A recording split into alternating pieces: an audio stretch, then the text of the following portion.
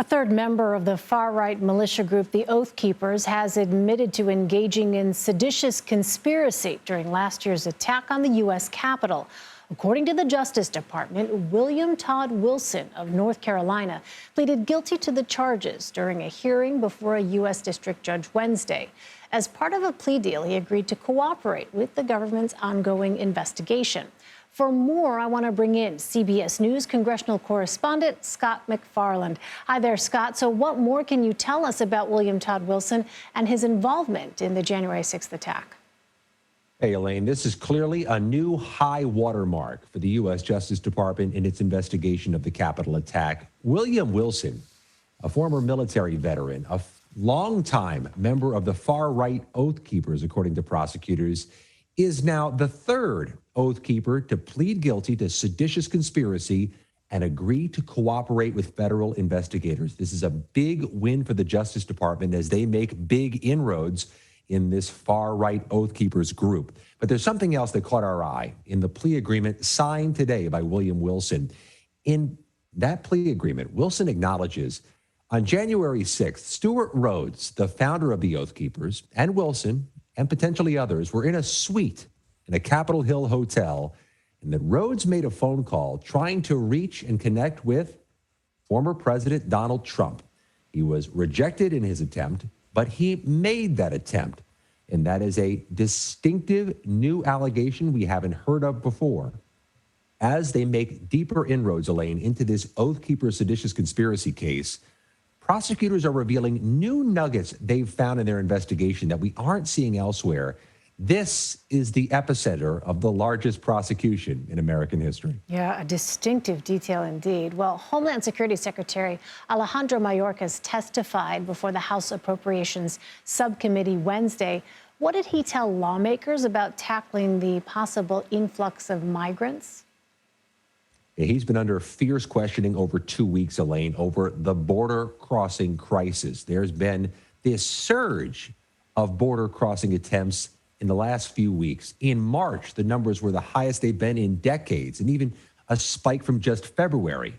Alejandro Mayorkas was answering about what to be done about it, whether the government should end that Title 42 provision, that COVID-era provision, which limits border crossings due to the pandemic.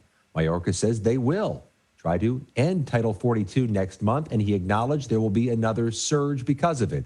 Here's his testimony from earlier Wednesday. With the Title 42 public health order set to be lifted, we expect migration levels to increase as smugglers seek to take advantage of and profit from vulnerable migrants. We will continue to enforce our immigration laws. After Title 42 is lifted, non-citizens will be processed pursuant to Title 8, which provides that individuals who cross the border without legal authorization are processed for removal and, if unable to establish a legal basis to remain in the United States, promptly removed from the country. Mayorkas told Senators Elaine the U.S. Department of Homeland Security has a plan for how to respond to the end of Title 42, but he also asked for a budget increase as they're a bit undermanned, or at least under-resourced, he said, as the crisis continues. On another topic, Scott, with gas prices at record highs across the nation, an increasing number of governors and state lawmakers are demanding the suspension of gas taxes. How is Transportation Secretary Pete Buttigieg responding to these calls? And you're seeing the pattern. Members of the cabinet are here in front of the U.S. Senate this week asking for money or defending their budgets.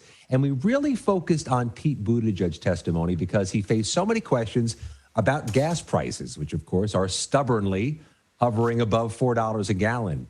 He was asked by a Republican senator if the administration is planning any gas tax increases, which is an academic proposal that circulates regularly around Washington. And Secretary Buttigieg said, no, we're not going to do a gas tax increase, and then indicated that the administration is open to a federal gas tax holiday, as has been debated in Congress. Some states have done this and have lowered the gas prices significantly for short periods of time. But to be clear, Elaine, there is no unanimity here in Washington over a gas tax holiday. It seems to have as many detractors as it has supporters. Yes, it would provide relief to drivers, but there's concern it would also keep, perhaps artificially, high demand for gas and oil that is counterproductive and then ultimately cause taxes or cause prices to go even higher. All right, Scott MacFarlane covering a range of issues for us tonight. Scott, thank you. Thank you.